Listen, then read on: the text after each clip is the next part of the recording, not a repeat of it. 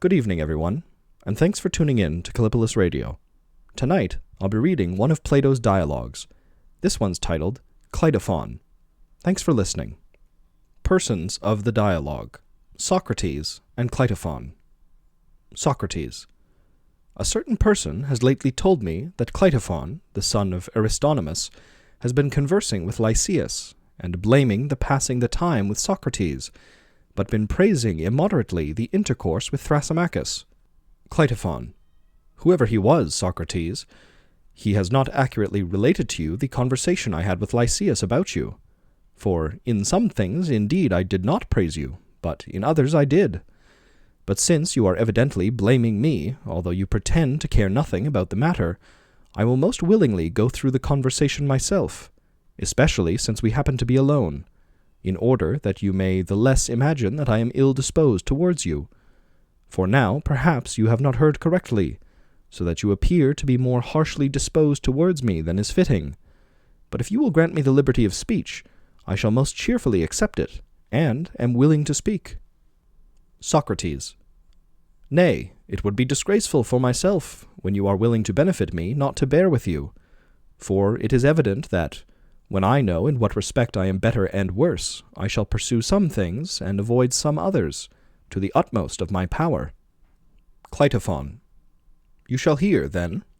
For while I am with you, Socrates, I am often astonished on hearing you, and you appear to me, as compared with other men, to speak most beautifully, when, reproving men, you exclaim like a god upon a machine, Whither are ye borne along? And, Are ye ignorant, that ye are not doing anything that ye ought?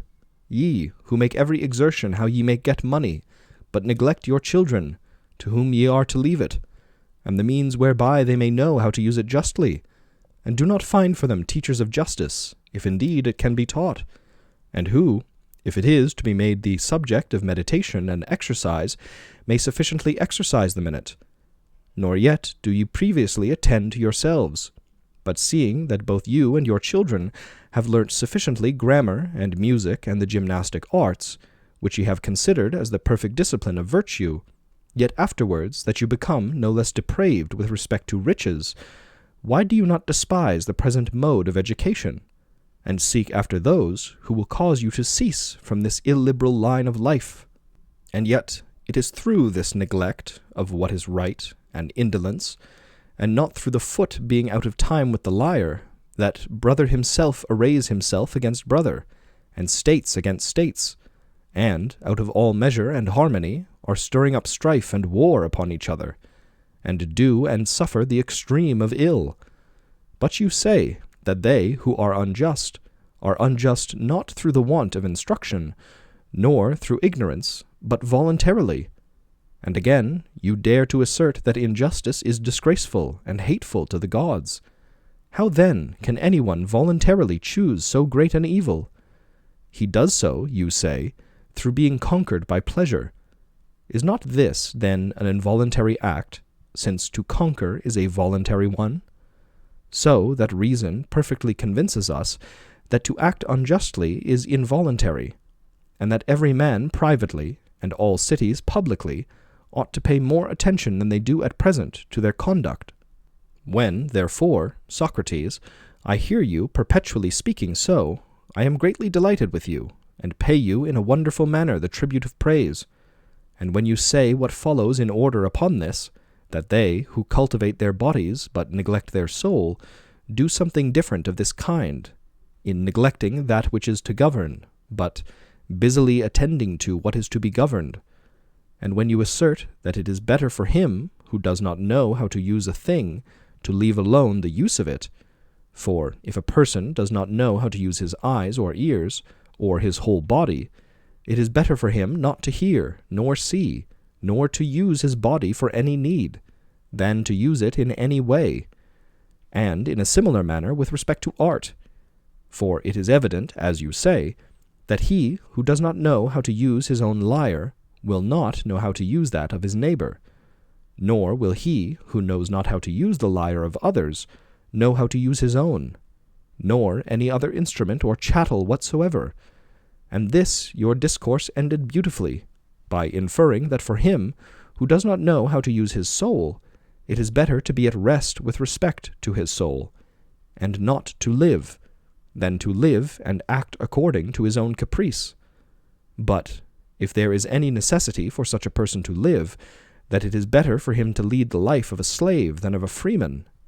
For that this is to deliver the rudder of the mind, like that of a ship, to another who has learnt the art of governing men, which, Socrates, you have often called the statesman's art, and said it is the same as that of the judge and justice. To these and many other and very beautiful reasonings, in which it is asserted that virtue can be taught, and that a person ought above all things to pay attention to himself, I have scarcely at any time said a word in opposition, nor do I think that I shall ever say. For I deem them to be very exhortatory and useful, and really awakening us as if we were asleep. I have therefore given my mind to them, as one about to hear what is to follow.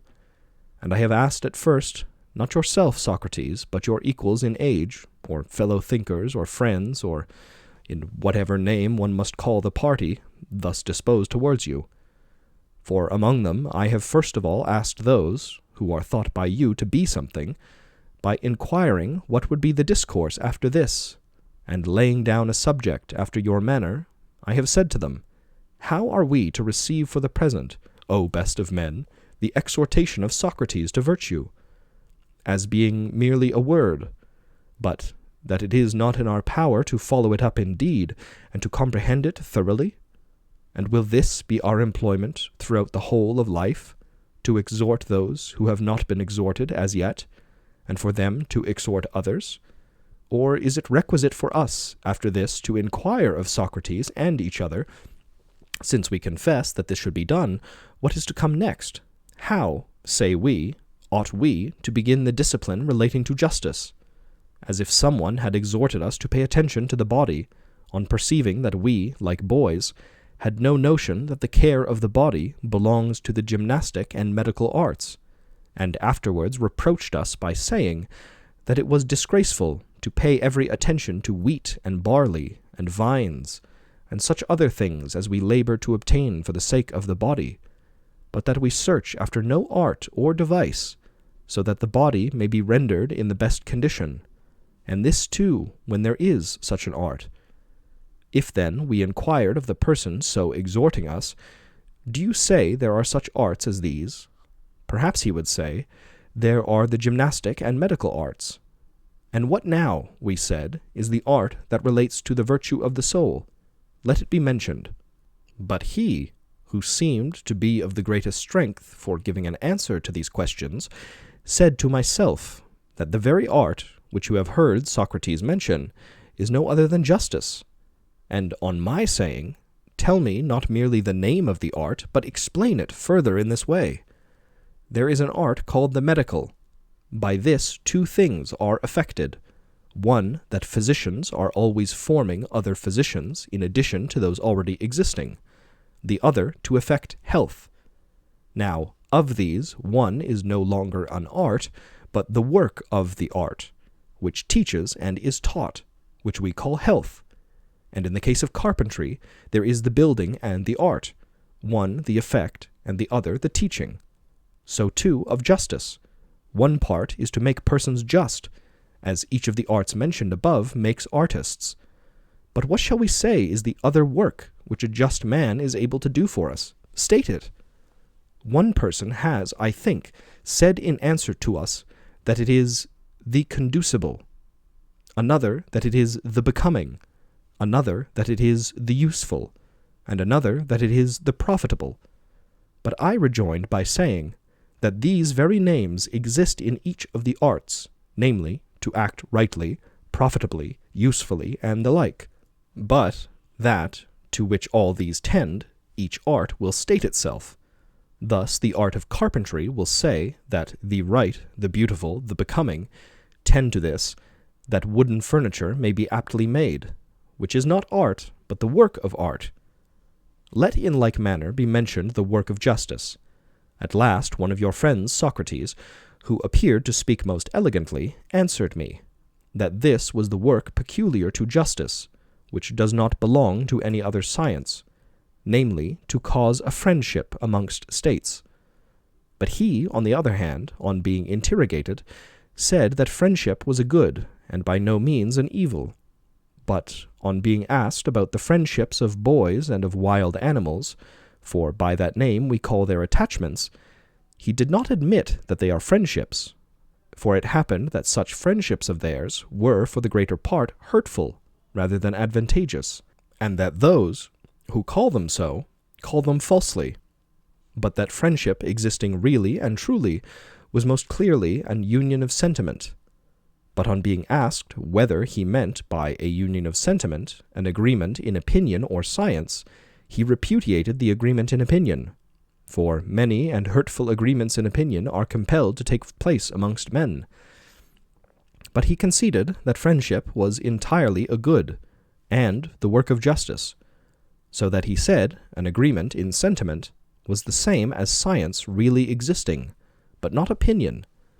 But when we were at this part of our discourse, the parties being present, being in a state of doubt, were competent to find fault with him, and to say that the reasoning had run round to the point first mooted, and they affirmed that the medical art is a certain agreement in sentiment, and so are all the other arts, and that they are able to state about what they are conversant, but that the art called by you justice, or an agreement in sentiment, it had escaped them as to whither it tends, and that it is not manifest what is its work. At last I inquired of yourself, Socrates, upon these points, and you told me that it is the work of justice to injure enemies and benefit friends. But afterwards it appeared to you that the just man will never injure anyone, but will act to the advantage of everyone in all things. Having endured this not once, nor even twice, but for a length of time, and being urgent with you, Socrates, I was tired out, thinking, indeed, that you affected in the best manner of all men the exhortation to the study of virtue, but that one of two things must take place, either that you are able to effect thus much alone, but nothing further, which might happen in the case of any other art, as, for instance, that he who is not a pilot may exercise himself in praising the pilot's art as a thing of great value to man, and similarly in the case of other arts. So a person may perhaps apply the same remark on the subject of justice to yourself, as not having a greater knowledge than others of its nature, because you praise it in a beautiful manner. Such, however, is not my opinion, but, as I say, one of two things takes place, either that you do not know what justice is, or that you are unwilling to impart the knowledge of it to me. On this account, then, I think I shall go to Thrasymachus, and wherever else I can, as being in doubt, and where I shall hope I shall be freed from doubts, nor should I betake myself elsewhere, if you were willing to finish your exhortatory discourses to me. Now, for instance, if I had been exhorted on the subject of the gymnastic art, that I ought not to neglect the body, you would state to me what comes next after the exhortation speech. What is the nature of my body, and what attention it requires? And let this be done at present. Lay it down, then, that Cleitophon acknowledges it to be ridiculous to pay attention to other things, but to neglect the soul, for the sake of which we labor in other things, and imagine that I have really spoken upon all other points, next in order to those which I have just now gone through. I beg of you not to act in any respect otherwise, that I may not hereafter, as at present, partly praise you before Lysias and the rest, and blame you likewise in part. For I will say, Socrates, that you are worth everything to the man, who is not yet exhorted, but to him who has been exhorted, you are nearly an impediment to his arriving at the end of virtue and becoming happy.